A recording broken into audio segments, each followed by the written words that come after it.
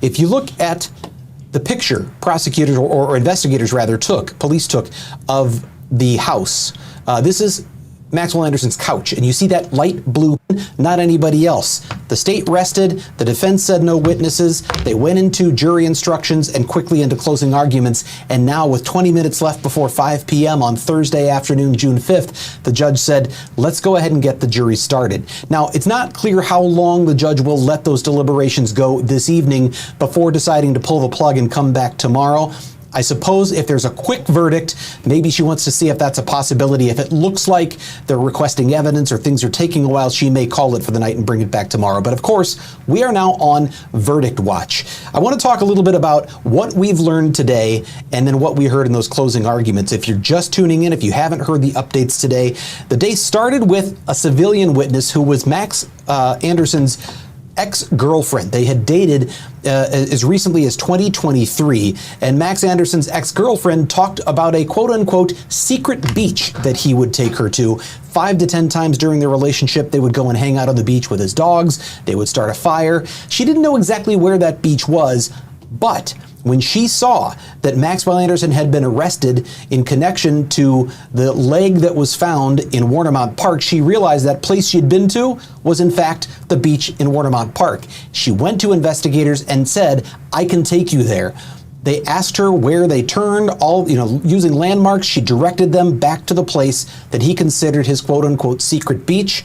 And sure enough, it was the same place where Sade Robinson's leg had been found. So that was where the testimony started today. Now, in closing arguments, the defense tried to say, it's not all that secret of a beach. I mean, other people go there. It's connected to Warnemount Park with a golf course and all sorts of other things. And in fact, within a matter of hours after Sade Robinson's death, there were a couple of people walking through the park on a rainy day, walking through the beach anyway, and found the leg. So it's not that secret, but the idea that Maxwell Anderson had been to that beach multiple times, considered it his secret beach, and then that's where the person he's on a date with has a leg show up the next day, certainly, obviously, was a strong point for the state's case.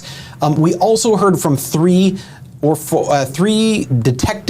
detectives and one forensic investigator from the Department of Justice who talked about the cell phone extraction. That is the data and photographs and text messages pulled off of Maxwell Anderson's cell phone, which he still had on him when he was arrested a few days after this crime.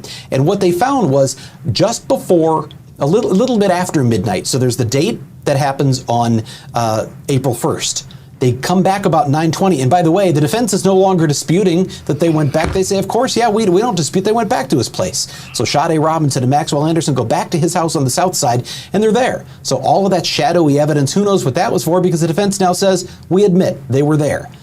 The question is what happened when they were inside. We know that text messages show that at 12:05, cell phone data shows. At 12:05 a.m. to 12:08 a.m., someone using Maxwell Anderson's phone was manually deleting dozens of photographs. And shortly after completing the deletion of those photographs, the phone went dormant. It either died or it just stopped being used. It wasn't responding to anything on the network anymore. There was no more user interaction for the next 9 hours. The state says that's because Maxwell Anderson was covering up the crime. The defense says the phone just ran out of juice and he went to bed. But the key is, what was on those photos that he was deleting? Well, we also know that those photos include, and I'm going to show you some of those right now, the key photos that we've been waiting for in this case. And be aware, these are very sensitive. We have had managers and editors look through these to make sure we can show you them in the most sensitive way possible. But the unedited photos were shown to the jury today. This is what the prosecution says is Sade Robinson face down on Maxwell Anderson's couch. And how do they know it's Maxwell Anderson's couch? How do they know that's Sade Robinson? Well, we're going to start by pointing out that sweater. You see that cross-knit pattern on her right sleeve. That is a video surveillance of Sade Robinson at at Duke's on Water, just a few hours before the photo on the couch was taken. So prosecutors are saying that sweater identifies the person on the couch as Sade Robinson. The next question is, how do we know that's Maxwell Anderson's couch? Well, let's look back once again at the photo I just showed you. Again, you see that circle, by the way, we've added that because it's blurring out her exposed right breast. That is sort of a midriff sweater. It is pulled up and it is exposing her breast. And in fact, there's a human hand behind that is touching the breast, according to the testimony that was given in court.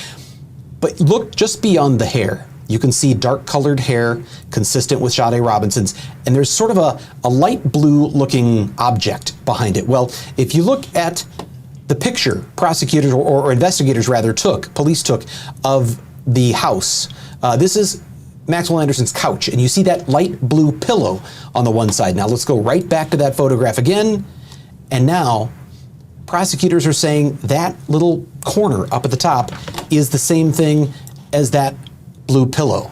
They're also saying the couch underneath her is consistent with that worn red pleather looking couch. And if you look at the edge of this couch, it's got that sort of worn leather look to it. So those are some of the key things that we saw introduced today that the prosecution says not only shows that Sade Robinson was there, but that in fact she may have been passed out or in some sort of compromised position, and that her breast was exposed and someone, presumably Max Anderson, was groping it. Now, remember, in addition to Sade Robinson's remains being found dismembered, arms and legs, torso, her right breast was cut off at one point, the same breast that Maxwell Anderson appears to be groping in that photograph. And prosecutors made a point of that in closing arguments.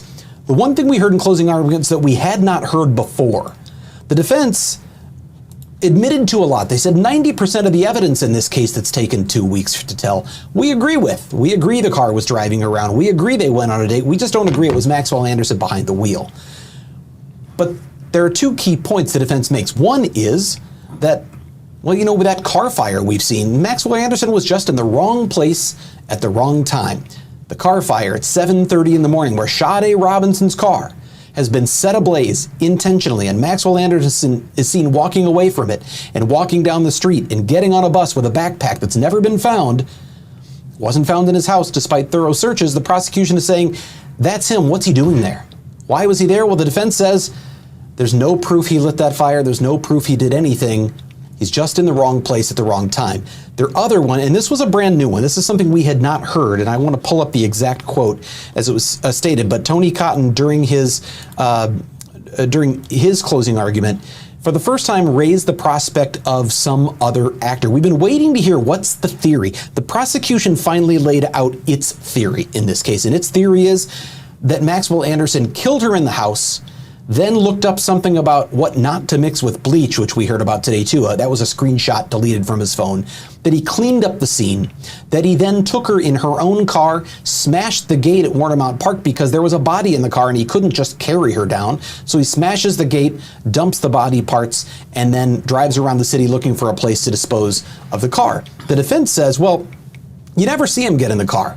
You never see him get in or out, or, you know, we don't know what happened. And for the first time we hear, and I'm trying to find the exact, see if I can find the exact quote here. I'm looking at the wrong trial feed. Here we go. So the exact quote from the defense was, I think it is very likely something happened to her in the alley. This is Tony Cotton on closing. I think it's likely something happened to her in the alley and she was directing them, whoever that is, where to go. I don't know what happened. Maybe it was a stalker. We've heard no other indications or evidence of anything like that up until this point in the case, but that was what Tony Cotton said. Nonetheless, he does point out properly, there's no murder weapon, there's no bloody crime scene. There are a lot of inferences here that have to be drawn from circumstantial evidence. Is that enough for reasonable doubt? We're going to find out as the jury is now in deliberations. That's all I have for now. I've got to run over and be on the 5 o'clock broadcast, so that's it for me here at the Wisconsin Live Desk. Thank you all for watching. We're going to be on Verdict Watch, and obviously when we have more, we'll be back to tell you all about it. Brian Polson, that's all for me from here.